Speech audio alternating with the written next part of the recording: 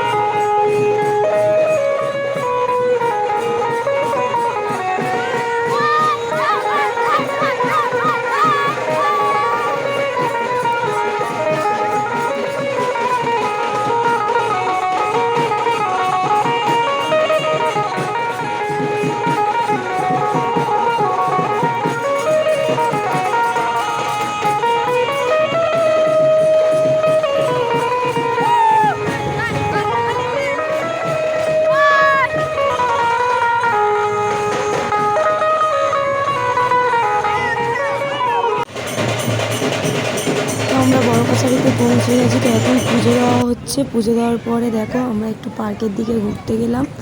তো এখানে সুন্দর একটা হাতি আছে।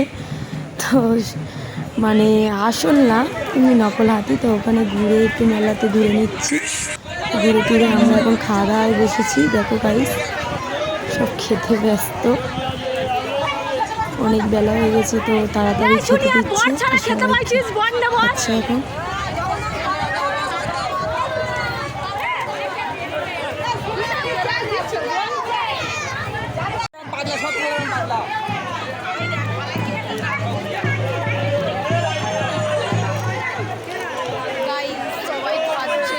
পরিষ্কার করছে গাইস।